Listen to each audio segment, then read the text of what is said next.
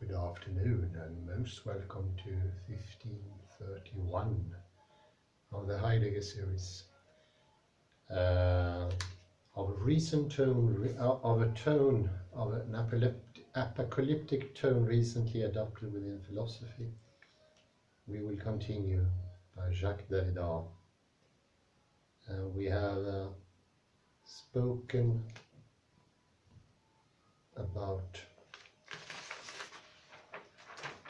among other things, that the apocalyptic polytonal and multifaceted tone speaks stronger and of more unity.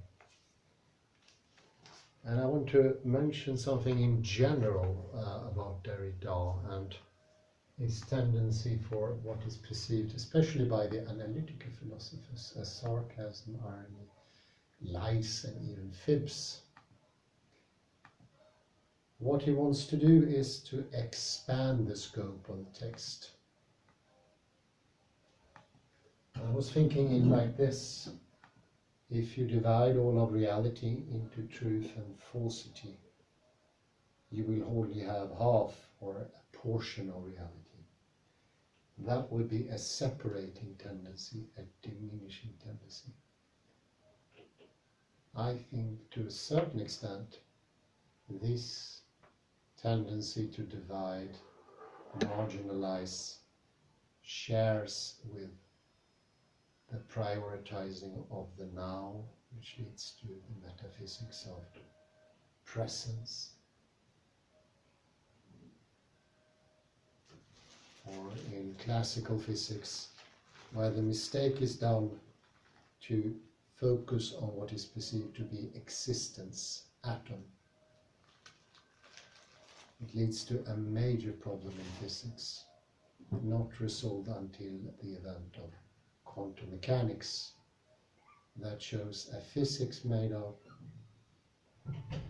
existences and non-existences doesn't yield a prediction, doesn't work scientifically. So, to make a comparison, one could say that physics went through the same deconstructive tendency via the quantum mechanical revolution of the early 20th century. A realization that reality needs to be expanded into the non-existent.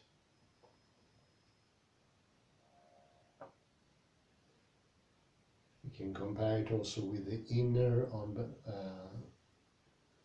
focusing on the inner as in idealism and diminishing the outer, or the opposite, focusing on the outer and trying to diminish the inner as in empiricism, reductionism, logical positivism, or why not the scientism of today. Derrida, Wittgenstein, Heidegger goes to show it doesn't really make sense of only speaking of the outer. They resound together. Together they make for a tonal structure.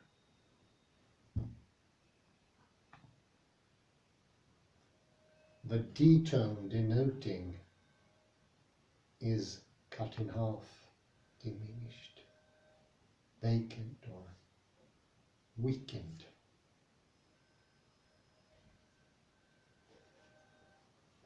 I did this before, but I really like it.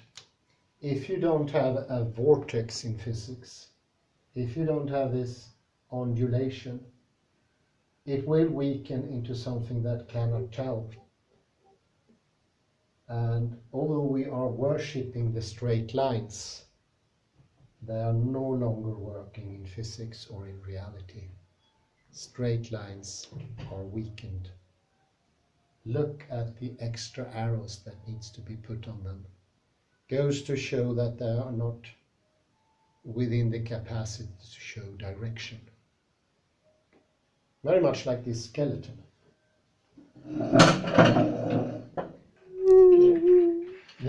is the body of a collapsed skeleton. The head is not elegantly situated on the atlanto-occipital cervical.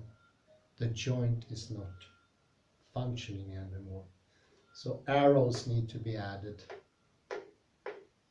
And as we know, they don't work because they are supplements. And they will, in the end, be parasitic. Parasitage, as we read on page 24. These are not disturbances in the good way. These are diminishing, fragmentalizing tendencies.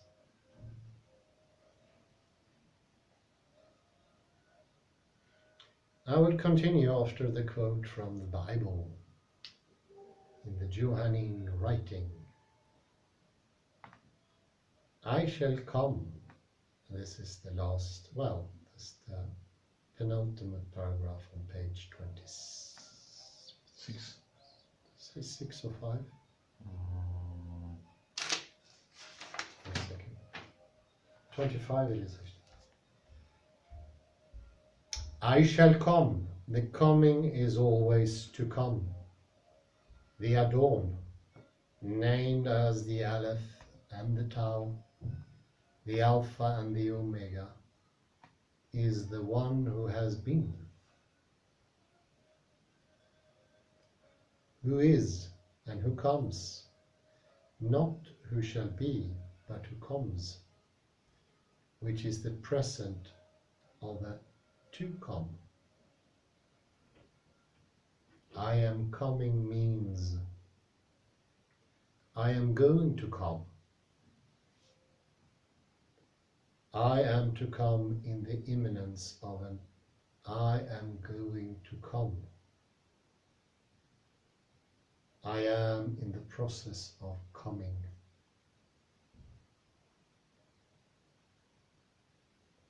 I am on the point of going to come. Who comes, or ergomenos, is translated here in Latin by venturus est.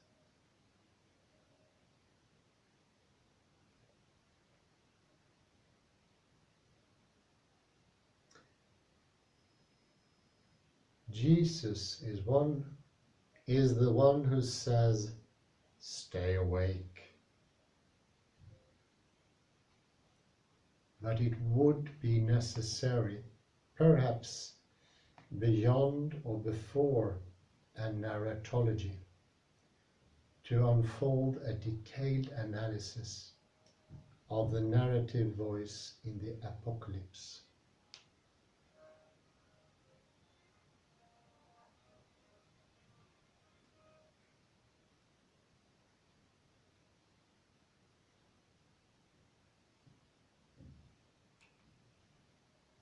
I use the expression narrative voice in order to distinguish it, as Blanchot does, from the narratorial voice, that of the identifiable subjects, of the narrator or determinable sender in a narrative. Un récit. In addition, I believe that all the comes resounding in the récit or non-récit of Blanchot also resound, harmonize with a certain come of the Johannine Apocalypse.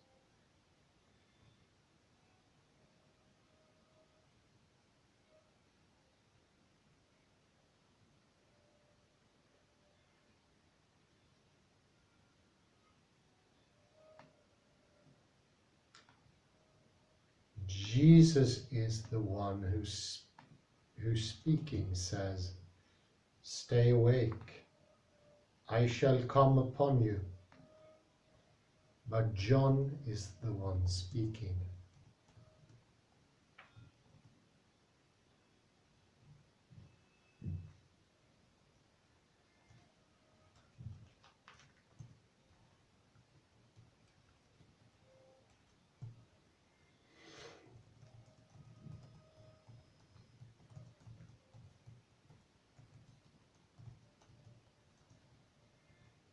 Citing Jesus, or rather writing, ekrityr I would say, appearing to transcribe what he says in recounting that he cites Jesus the moment Jesus dictates to him to write, which he does right now, and which we read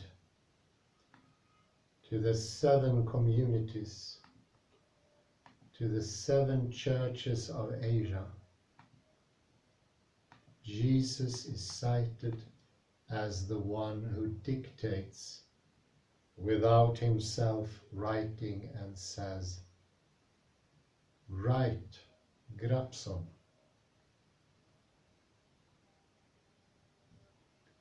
But even before John writes, while saying "write," then what he writes, he hears as a dictation the great voice of Jesus. I, Johanan, I am in the island called Patmos because of the word of Elohim and the testimony of Yeshua. I am in the breath on the day of the Adon. I hear behind me a great voice like that of a shofar. It says, "What you see, write it into a volume and send it to the 7 communities." And write and send dictates the voice from behind John's back, like a shofar. Grapson es biblion que pempson, scribing libro et mitte septem ecclesis. I see and I hear. In the present tense, in Shoraki's translation, are in the past, in the Greek and the Latin, which does not simplify the premises of an analysis. Now, even before this narrative scene, citing a dictation, or literally a present inspiration, a kind of title or name, come from one who knows not where, and binding the apocalyptic disclosure to the sending, the dispatched. These lines are properly the apocalypse as sending, as envoi, and of the envoi as apocalypse.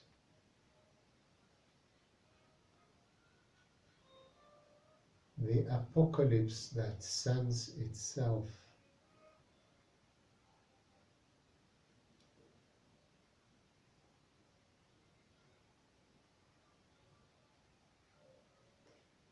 Disclosure of Yeshua, another quote, the Messiah, Elohim gives of him to show to his servants what will arrive quickly. He signifies it by sending it through his messenger,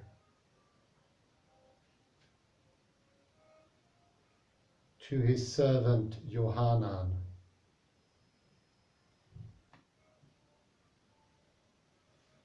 So John is the one who already receives mail through the further intermediary of a bearer who is an angel, a pure messenger, and John transmits a message already transmitted,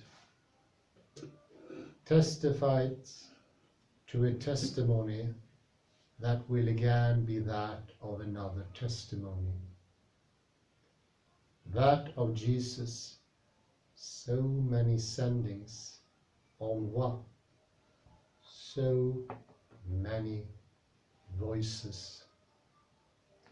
And this puts many people on the line. He signifies it by sending it through his messenger to his servant Johanan. He reports the testimony of the word of Elohim and the testimony of Yeshua, the Messiah, all he has seen. The joys of the reader, of the hearer, of the words of the inspiration, of those who keep what is written. Yes, the time approaches. End of quote.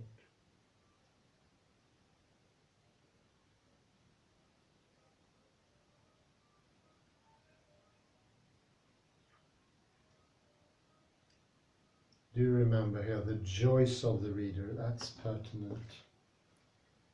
It is a joyous thing to read, to hear. It's far from detoned.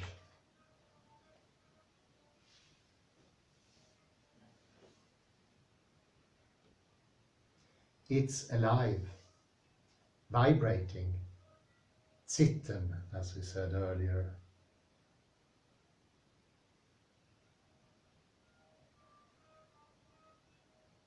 If in a very insufficient and scarcely even preliminary way, I draw your attention to the narrative sending of what?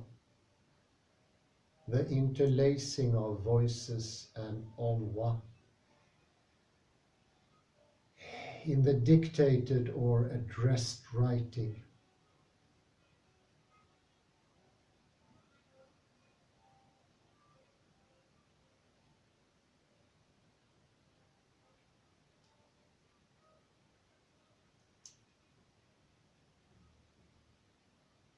It's an addressed writing. So we had earlier, only the voice that speaks doubly or contradictory can have an addressee and an address. Otherwise, it will be thin, lacking of the tonal structure that only contradictions can make. And this is, of course, why sarcasm, lies and fibs are so important in talking, to make it vibrate with truth, the truth of the voice.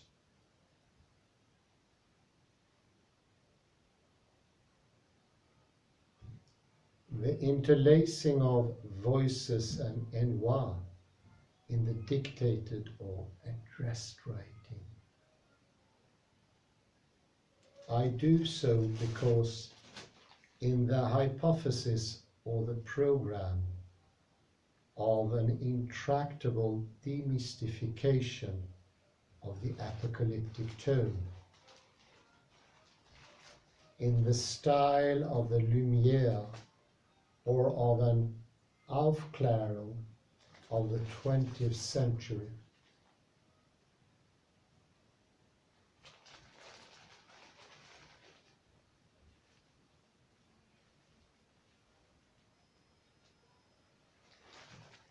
And if one wanted to unmask the ruses, traps, trickeries, seductions, machines of war and pleasure, in short, all the interests of the apocalyptic tone today, it would be necessary to begin by respecting this differentially proliferating division of voices and tones that perhaps take them beyond a distinct and calculable plurality.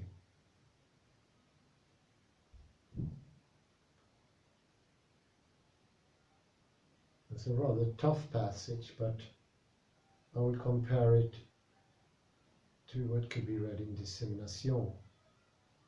Is it possible for a text that was, so to speak, primarily written by someone to tell the truth in a way that is consistent with the author's intention? No, it cannot. It needs to be copied, misheard. The importance of mishearing when understanding is what makes the truth come through. That's why the ruses, traps, trickeries and seductions are an important part of what is truth. For without it, the voice cannot be able to speak truthfully.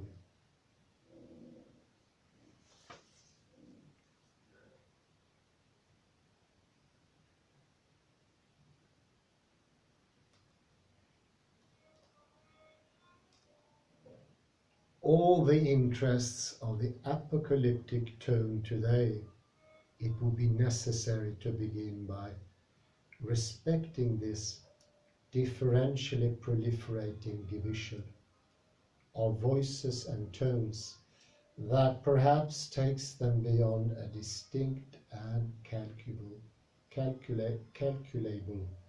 plurality.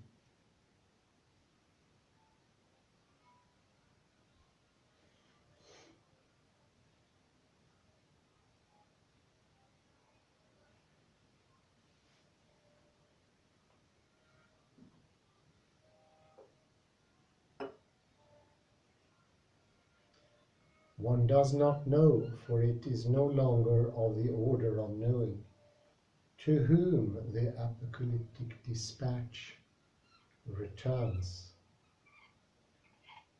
It leaps from one place of emission to the other, and the place is always determined starting from the presumed emission.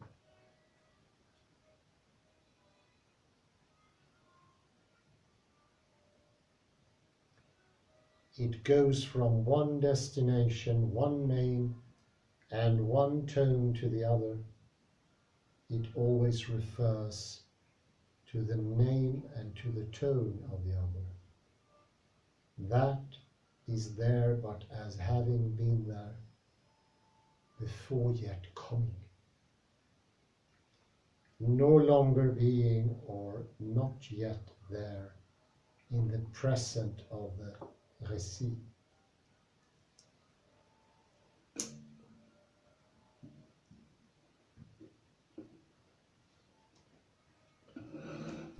This, so to speak, looks at truth. It reminds me of écriture, art writing, what is before writing, and whose truthfulness can only be done by misconception, misreading. Remember the tonal structure, how to string an instrument. It can only be done by misstringing it. The same goes for an originary text. It can never ever tell the truth. It is in itself a lie. but the misinterpretation brings out the truth of the text.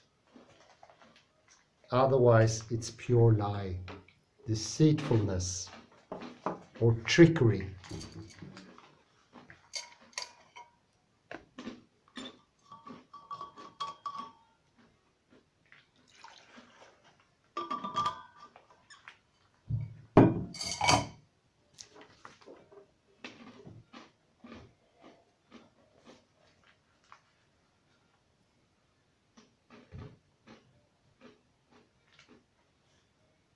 And there is no certainty that man is the exchange of these telephone lines or the terminal of this endless computer. No longer is one very sure who loans his voice and his tone to the other in the apocalypse. No longer is one very sure who addresses what to whom.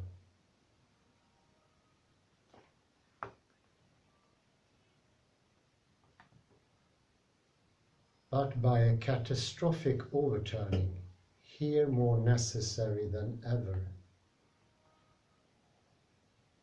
one can just as well think this. As soon as one no longer knows who speaks or who writes, the text becomes apocalyptic. And that could be replaced with forceful or strong.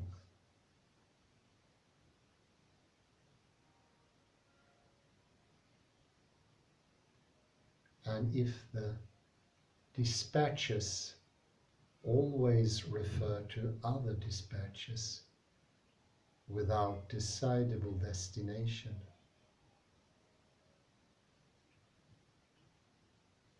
the destination remaining to come, then isn't this completely angelic structure that of the Johannine apocalypse? Isn't it also the structure of every scene of writing in general?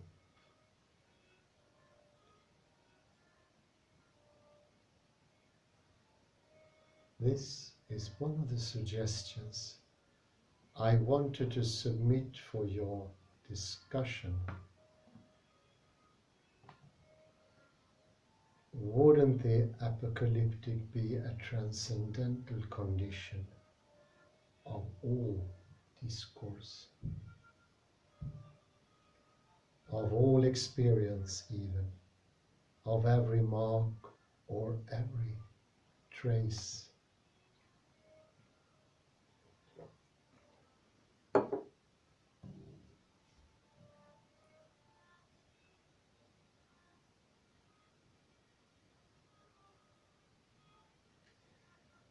And the genre of writing called apocalyptic in the strict sense then would be only an example, an exemplary revelation of this transcendental structure. In that case, if the apocalypse reveals, it is the first of all the revelation of the apocalypse, the self-presentation of the apocalyptic structure of language, of writing, of the experience of presence. In other words, of the text or of the mark in general, that is, of the divisible dispatch for which there is no self-presentation, nor a sure destination. So you see here, one could say, without the tremor, without the miscalculation, misinterpretation, there can be no assured destination. There can be no truth. I think the other way of seeing it is only the author that has control of the text. Every interpreter are false, not part of God's plan, if you like. It's a ludicrous proposal. This is self-presentation of the text. I continue. But let's leave this. There is an apocalyptic plea, which means fold, envelope, letter, habit, or message here. Not only a plea as dispatch, a plea inducing a tonal change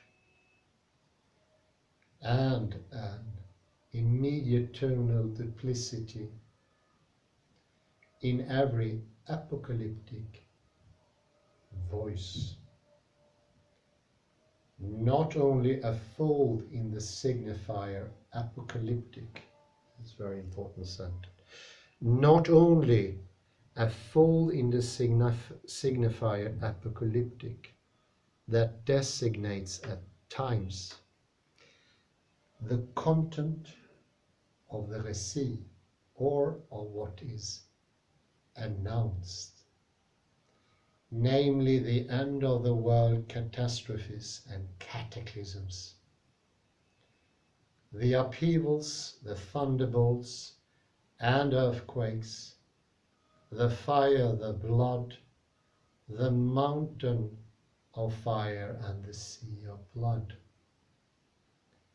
the afflictions, the smoke, the sulfur, the burning, the multiplicity of tongues and kings,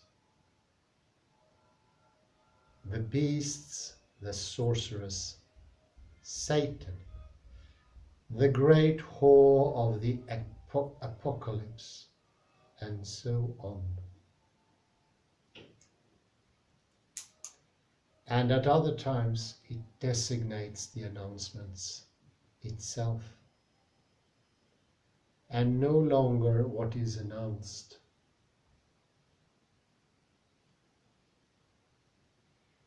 The discourse revealing the to come, or even the end of the world, rather than what it says, the truth of the revelation, rather than the revealed truth. There's a big difference between the last two ones, and it's an excellent sight. The to come could be put side by side with the one that is present. You can say the truth of the original is present in a noun, but the revealed truth is not in the present only, is in the to come. And in the to come can only be done by this misreading, this misconception, this misstringing that makes the sitten of the string resound with a polytonal structure. I will parallel read this with Livingston and continue where I left off, page 15. And here we've been speaking about the idea of the truth of mathematics in one now, one atemporal, and I would say non-spatial idea, that the subject is completely uncontained and nowhere. Being able, with gazing dead eyes, to see the truth in the original, the true writing of the true object. This is challenged by Wittgenstein and showed that gives no truth, because it is something that takes into calculation all the happenings in the world.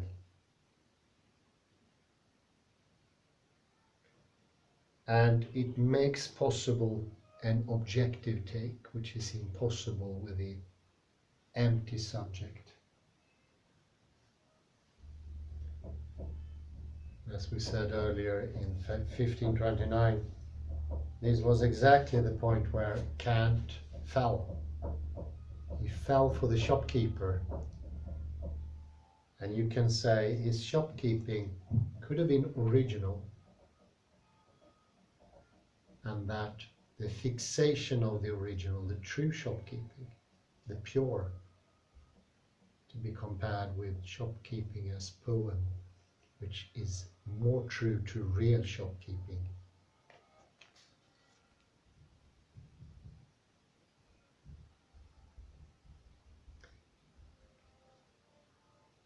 What is disputed in the remarks is rather the misguided impression that realism itself demands that anyone, God included, could have access to the whole of what is produced by the procedure without going through the procedure itself. It's an excellent sentence. It means that God is not omnipotent, if you believe this. It means impotent. Because he would not be able to do anything in the world. To say that God can only think it is making him completely useless. Smaller. I would say it's worse than blasphemy. It's a complete diminishing into nothing. It's the blind eye trying to see everything.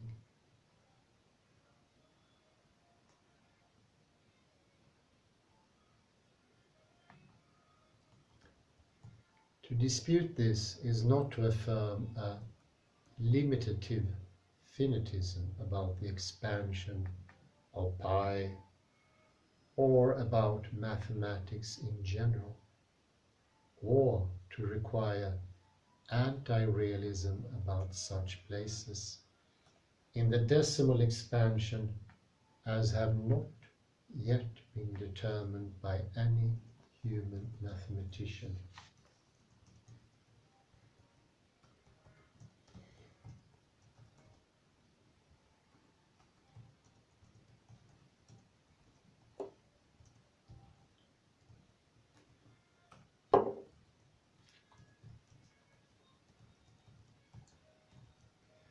But nor can it be that Wittgenstein here envisions an ultimate basis for our procedure of calculating the expansion of pi in a kind of primitive temporal intuition, of the kind that Brouwer's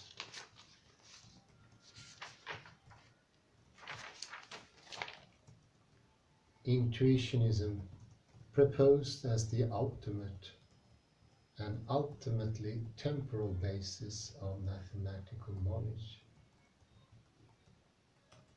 We know biographically that Wittgenstein was decisively influenced by Brouwer's intuitionism just before his return to philosophical activity in 1929. This influence leaves its mark, in particular on some of the anti-realist and verificationist seeming suggestions that he makes about the relationship of proof and truth in mathematics during the 1930s. But, more importantly, there is also abundant evidence that he had abandoned both verificationism and, shockingly, intuitionist structures by the time he wrote most of the philosophical investigations.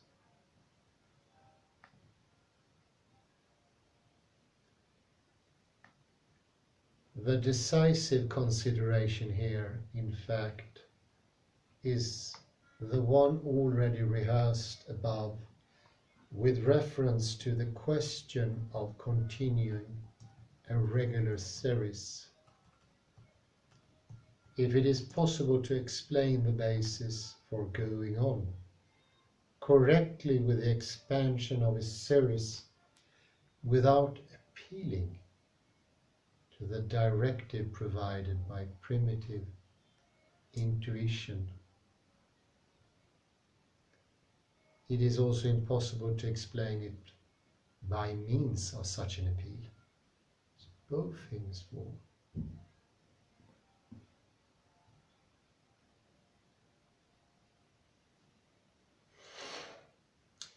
This is because the appeal to a basic guiding intuition, as Wittgenstein points out, is simply once more the appeal to an essentially finite item, which does not settle its own interpretation, and so simply repeats the original problem. Analogously or homologously, if we cannot explain the givenness of time to our experience and thought without appealing to a basic intuitive giving, we cannot explain it by doing so either. Just shortly,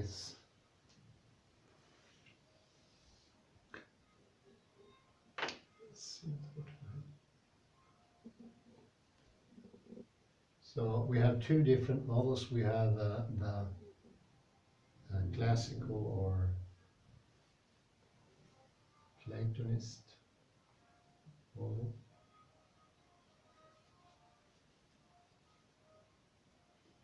And there is a sort of hypothesis that find the original and you find the true mathematics.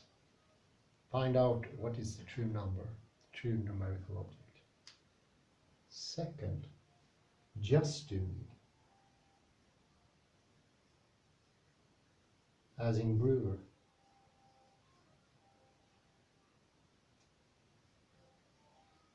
Leads to, oddly enough, a similar problematic stance. They are both reductions of a bigger whole. And there is big, I would say, analog here between the idea that to find the truth of a text or a saying, we need to find the original, which is a really odd hypothesis. Only exists in the Western world. Why it should bring truth, I don't know. It doesn't make any sense. It's a sort of a idea of a magical truth appearing because you find an original thing. And having all these connections, causal connection between the true original mathematical object or text or saying. No, it is truth and untrue together. And here the play with the erroneous writing or the wrongful copying is incredibly important. Otherwise, truth cannot be at all. Just doing. I think that comes to a surprise to a lot of people. Mathematics is not only doing, it's even more. All the relations, all that is statical or fixated, and the moving things. And this is the point with Derrida's coming and going, coming to, pinpointing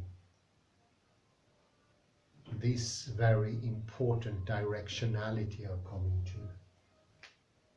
A vortex-like is the only one that can bring truth or show something. An original text is dead and untruthful. its falsity itself. It's based on the falsifiable hypothesis, whereas the vortex brings both singularity and plurality. So you can see, my take here, sarcasm, irony makes a lot of sense.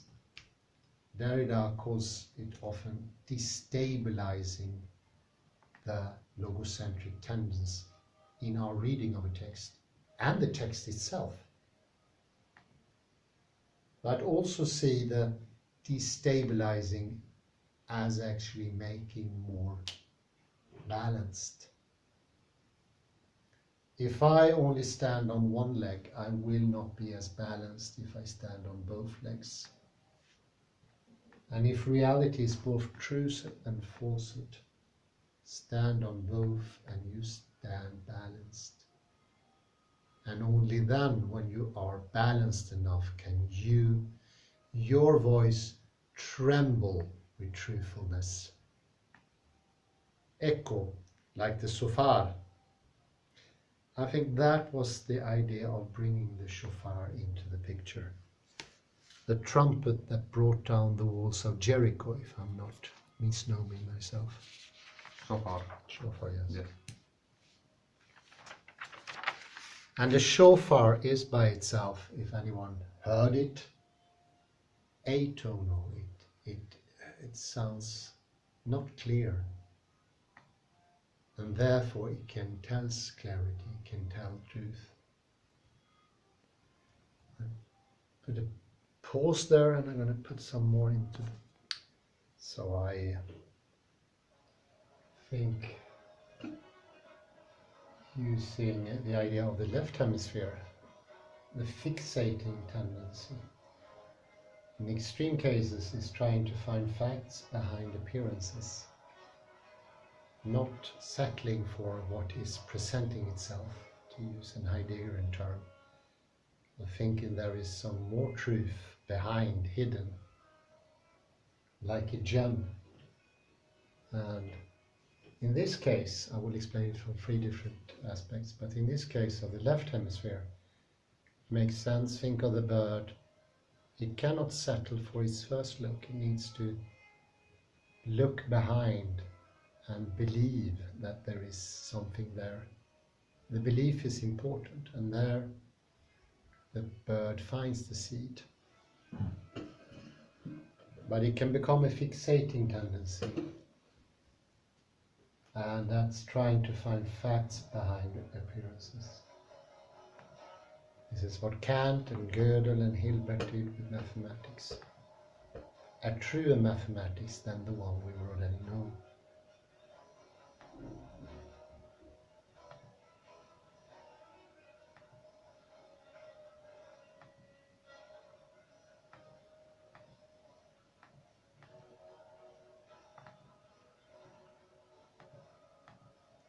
And by a little bit like a gold digger, try finding small stones containing gold, trying to dissect the stones to only have the gold,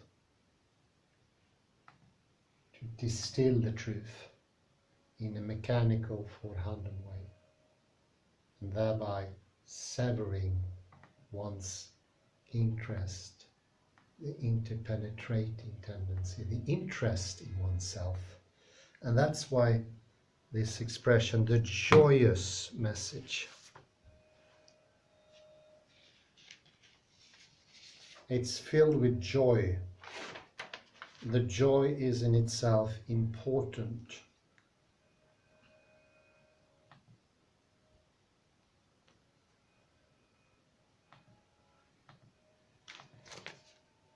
It's part and parcel. And this is what it means to stay awake. You will stay awake when your interest is keeping you awake. That's the only reason. Bringing the interest in is bringing the joy into it.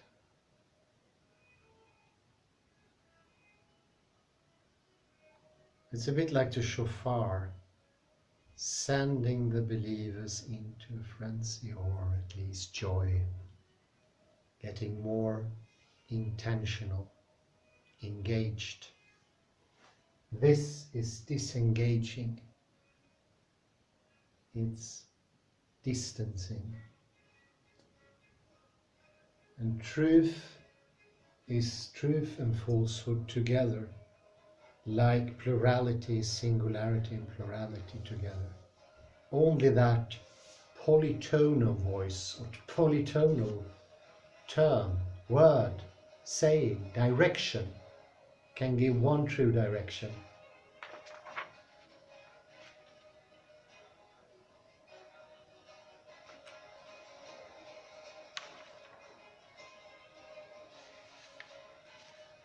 And here we have also on the page 28, there is an apocalyptic plea, fold, envelope, letter, habit, message here. Not only a plea as dispatch, a plea inducing a tonal change. The tonal change is the very disturbance of the misreading, the mistonal, in being able to tune in an instrument or a painting or a work of art, or why not an artifact? Could be a hammer, could be a tool. They are all made of errors. Errors is the most important part in the development. And it makes for the totality that presents itself to the addressee, for whom to receive it, to listen to the voice, take in the shofar.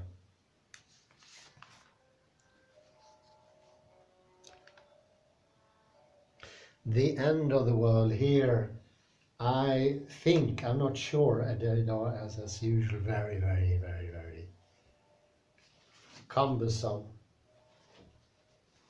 But I think the end of the end and the imminency of the destruction, earthquakes and fires, is the rebirth of man, of his interests, of a deepening of understanding.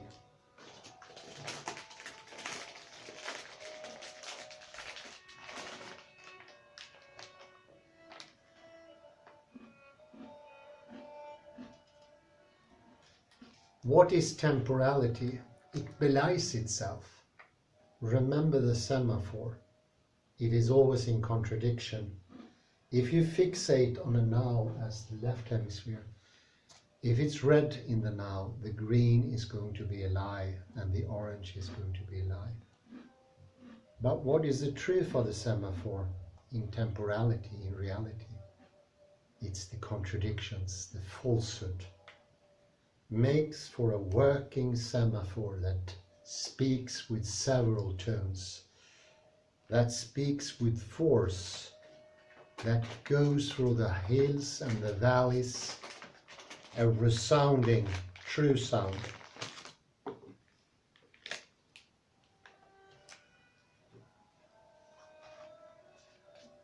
And this is this fixating, don't take in the untrue. Sayings and texts, or why not music? A true music is a sterile music. Listen to the tone here.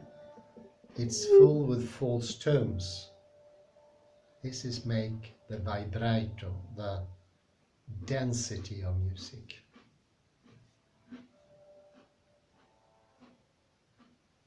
A third approach is Mark Starlow, Susie Froebel, Blake, Pete.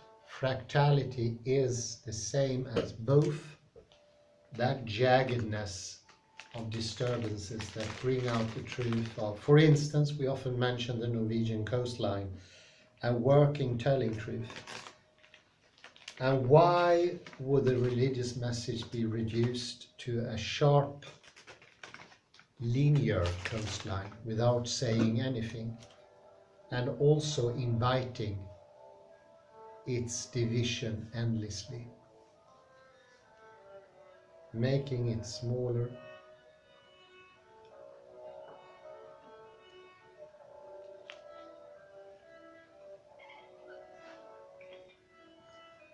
This is an appeal to an expansion of what is presented. The alafia, the fia, coming together, truth and non-truth, to show to something much larger, much more decisive. And the third here I wrote, music is both true tunes and false tunes. Constantly hear them.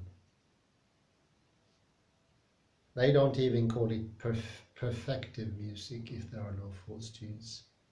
It just sounds bad. Mechanical maybe is the most positive term for such a sort of music. And the voice without the vibrato of the fractality, it's a deadened voice and tells less.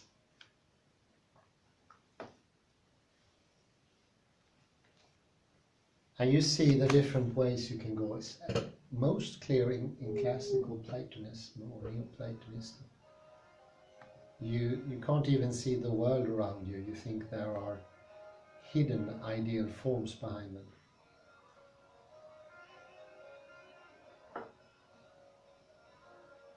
Just doing, brewer, sounds very tempting and appetizing in the beginning. But then you start thinking, doing, is it enough with that? How about all the relations?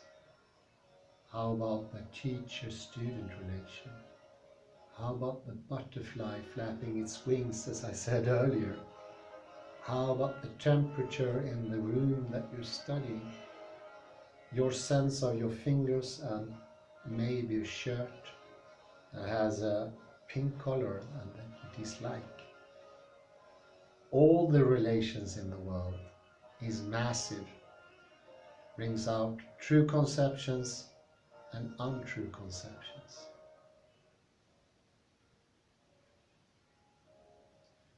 It's an expansion of experience and of the world as well.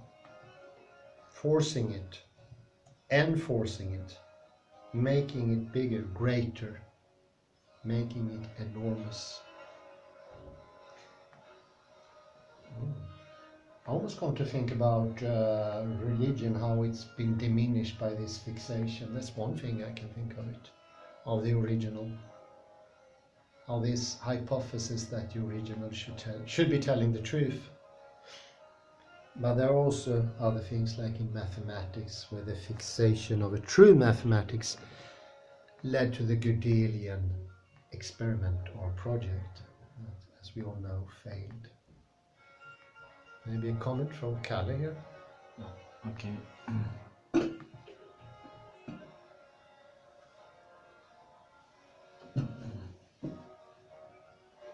Wait until I put you into the camera.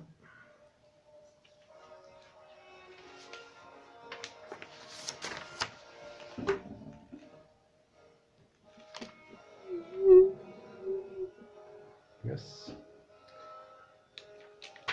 So page 15 in Paul Livingston.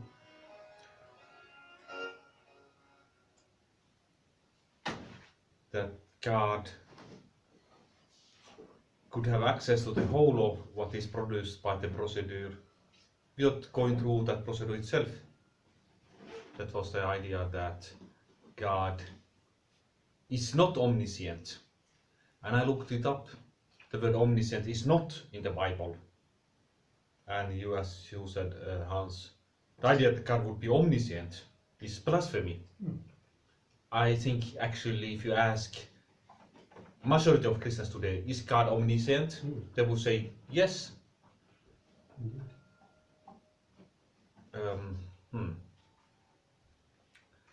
And I'm paraphrasing now Mr. Eckhart, who says that God cannot do anything without us. And that's true. That's a quotation from Mr. Eckhart, and that is strange, but that is probably true. God cannot do anything without us. And perhaps you remember, viewers, that I mentioned Derrida's book, The Beast, that therefore I am. You have not read it, I think. I have read it, and there is an interesting passage with Adam. God gives the assignment to Adam to name the animals, and then God goes to see what Adam called the animals. The point is there is a finality. God doesn't know in advance what the animals, what names the animals will have. So God is curious, and if God would be omniscient, that would be in contradiction with his curiosity. If he knows everything, he cannot be curious.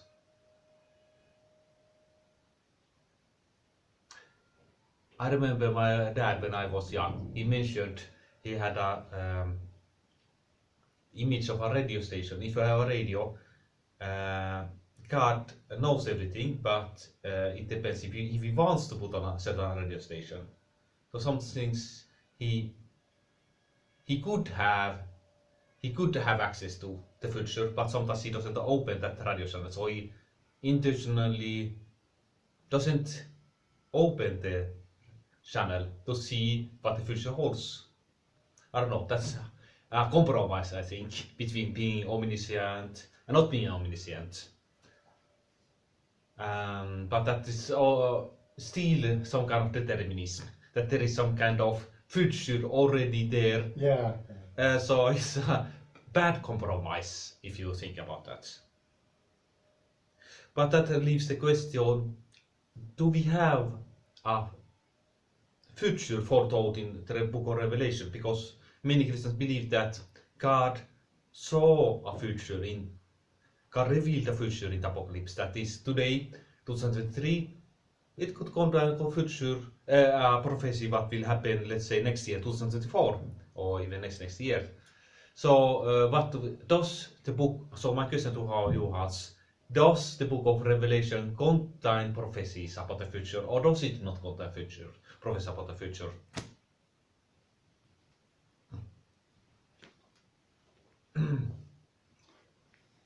Well, I answer the question to the best of my capabilities using Paul Livingston's article here. And of course using mathematics, but it will hold also for the question you posed, Kalle. And on page 13, under the subtitle 3, this is drawing on Wittgenstein's remarks. I have argued for a conception of mathematical technique, according to which it is both situated in a complex context of human forms of life, and on the other, nevertheless, fully determinate and objective. So, you see here, the problem, Kant would probably say that everything has to be predetermined and God has to have this, I don't even realize what it means anymore, but omniscient power to be able to see. Here he's saying, yes, you can foresee the truth, you can have prophecies, but it doesn't take in the weird thing of omniscience. It would actually make it impossible. Omniscience means that not being able to make predictions, for instance. An omniscient person is wholly situated in the now. So everything is, or why not the yellow thing? Only by acting all the relations can you enter into something unknown, something new.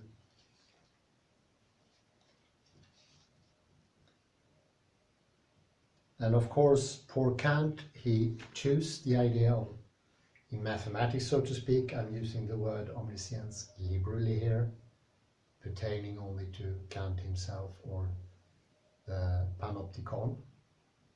So he thinks he's surrendering a bit of his power to this panopticon of making maths correct.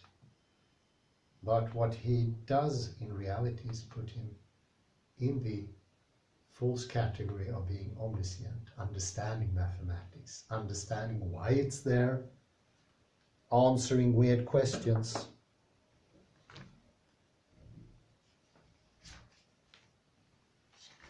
So of course foreseeable, and we can foresee the truth of our own reality as living beings if we expand. And we mentioned many times classical physics only starts with the now and try to derive everything from this now, from the here and the now, all the existences, and not really accepting unexpected things. Everything is deterministic, which I think my take is that blocks out knowledge completely or partly, because time in that conception is outside of reality. To get into the prophecy you need to be in temporality and not to reduce it to a series of things point-like happening after each other.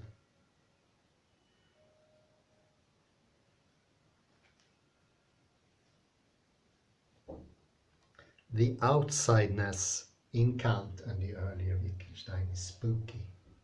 You get this chilling sensation on your skin.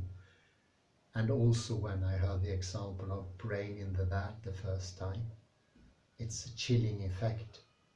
I did not feel for an instant it was a true philosophical or any problem. It simply didn't make any sense. Like some lunatic coming in from the asylum and asking questions about what temperature is the stone, or where does the mountain fly? I don't know. You can't answer these questions, and they diminish what it is to be real. So my take is prediction can be made, yes. To add something to the predictive power. Without specifically talking about the book of Revelation, I see mathematics prediction can be made and be objective. Now perhaps to answer my own question, perhaps God is a little bit like the chaos theory, okay, and like the weather forecasts. But in combination with warnings, so the book of Revelation perhaps a mix of warnings. God says, like your dad, don't do this or that. But there is also kind of predictions that the weather, that is the future will be like that, but it can also be changed. So fixation is perhaps that we want precise prophecies about things. Is more like, as you said, Hans, this left side of the brain is yes, we want fixated precise prophecies, but that is perhaps a mistake by us, not from God, so to say. So I think we should leave it like there, and